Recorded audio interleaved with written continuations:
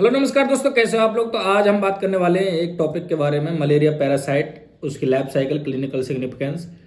क्या है कि ये टॉपिक आपके हर साल प्रत्येक आपकी जो माइक्रोबायोलॉजी का जो एग्जाम होता है सेकेंड ईयर का, डीएमएलटी जितने भी स्टूडेंट होते हैं उनके में, तो इसमें हर साल ही एक क्वेश्चन जरूर आता है 10 नंबर या 20 नंबर का, मलेरिया पैरासाइट की जो लाइफ साइकिल है उसके बारे में, क्लिनिकल सिग्निफिकेंस के बारे में। तो उसी मलेरिया पैरासाइट के बारे में हम आसान भाषा में बहुत अच्छी तरीके से आपको समझाने की कोशिश करूंगा। वीडियो को लास्ट तक देखिएगा और आपको और हमारी वीडियो समझ में आए तो बहुत अच्छी बात है। मैं आपको बहुत आसान भाषा में इसको समझाने की कोशिश करूंगा। तो देखिए किस तरीके से ये क्वेश्चन है कि describe the life cycle of malaria parasite, right clinical feature of lab diagnosis of malaria. ये 2013 का आया हुआ क्वेश्चन है और हो सकता है कि अब की जो सेकेंड ईयर के जो एग्जाम होने वाले हैं उसमें भी आपकी ये मलेरिया जो पैरासाइट है इसकी लाइफ साइकिल या क्लिनिकल सिग्निफिकेंस आपके दोबारा से आ जाएं। तो इसको बहुत अच्छी तरीके से मैं आपको समझाने की कोशिश करूंगा। जो लाइफ साइकिल यानी कि मलेरिया पैरासाइट यानी कि प्लाज्मोडियम। अब ह्यूमंस में मलेरिया का कारण क्या है? प्लाज्मोडियम। ये प्लाज्मोडियम ना तो एक बैक्टीरिया होता है और ना ही आपका वायरस, ना ही एक फंगस होता है। ये एक प्रोटोजोन होता है। अब बात आती है कि व्हाट इज द प्रोटोजोन। ये प्रोटेस्टा का किंगडम, यानी कि आपने 12th क्लास के जो में क्लासिफिकेशन पढ़े होंगे, प्रोटोजोन के जो क्लासिफिकेशन 12th क्लास में आपकी बायोलॉजी में, तो उसमें आपने जरूर पढ़ा होगा कि किंगडम ऑफ प्रोटेस्टा को होता है। ग्रुप ऑफ प्रोटोजोन्स का, प्रोटोजोन का एक ग्रुप होता है। अगर इसके सब ग्रुप की बात करें तो इसमें स्पोरोजोन्स होते हैं।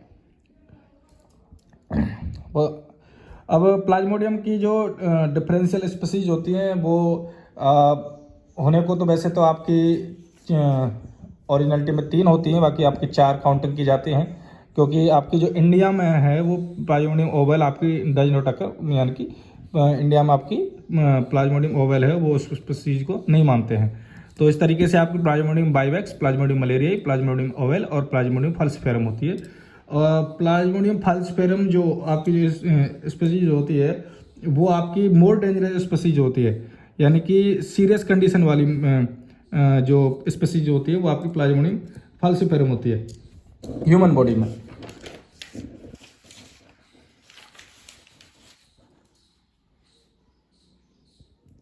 अब हम लाइफ साइकिल जो है मलेरिया की उसकी डिटेल से एक्सप्लेनेशन की बात कर लेते हैं। सबसे पहले हम बात करते हैं कि प्राइमरी होस्ट या सेकेंडरी होस्ट क्या होता है। ये जो मलेरिया पैरासाइट है आपका, इसकी प्राइमरी होस्ट या सेकेंडरी होस्ट क्या होता है इसके बारे में हम पहले एक बार थोड़ा सा बात कर लेते हैं। प्राइमरी होस्ट की अगर बात करें तो जिसमें आपका पैरासाइट जो है वो ऑर्गेनिज्म के थ्रू सेक्सुअल रिप्रोडक्शन कर रहा है। आपका जो प्राइमरी होस्ट है वो आपका ऑर्गेनिज्म के थ्रू आपका सेक्सुअल रिप्रोडक्शन कर रहा है, तो वो आपका प्राइमरी होस्ट मतलब प्राइमरी होस्ट हो जाएगा। जैसे कि फीमेल एनाफ्लिज जो मॉस्किटोज होता है, जो मलेरियल पैरासाइट जो प्लाज्मोडियम में होता है, वो आपका रिप्रोडक्शन करता है सेक्सुअल रिप्रोडक्शन, और मॉस्किटोज के फीमेल मॉस्किटोज के अंदर होता है। सेकेंडरी होस्ट की अगर बात करें तो जिसमें आपका पैरासाइट ऑर्गेनिज्म में एसेक्सुअल रिप्रोडक्शन करता है और थोड़े से ही टाइम के लिए उस ऑर्गेनिज्म में रहता है। तो सीधा सीधा से डिफरेंट आपको समझने आ गया होगा कि जिसमें सेक्सुअल रिप्रोडक्शन होता है वो आपका प्राइमरी होस्ट हो गया, और जिसमें आपका सेकेंडरी और यानी कि आपका एसेक्सुअल रिप्रोडक्शन होता है वो आपका सेकेंडरी होस्ट हो गया।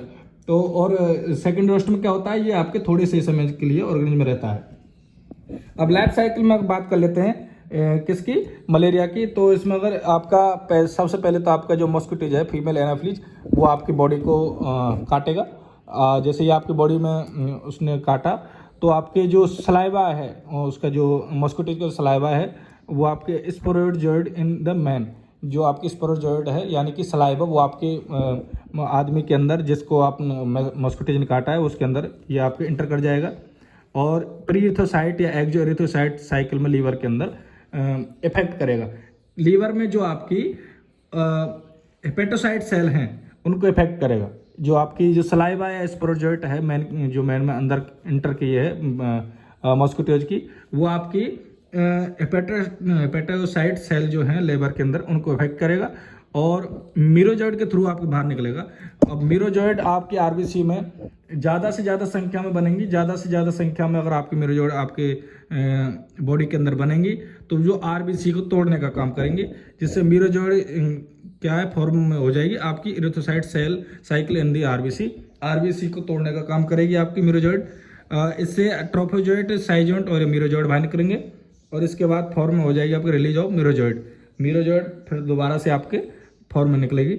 इससे ज़्यादा से ज़्यादा संख्या में आपके गैमेटोगोनी के रूप में गैमेट बनेंगे और गैमेट दो फॉर्म बन जाएंगे आपके, मेल और फीमेल, जिसको मैक्रोगैमेट्स और या माइक्रोगैमेट कहेंगे। और माइक्रोगैमेट से आपके मैक्रोगैमेट और माइक्रोगैमेट्स बन जाएंगे। ये दोनों कंबाइंड होकर आपके जायगोट बना देंगे।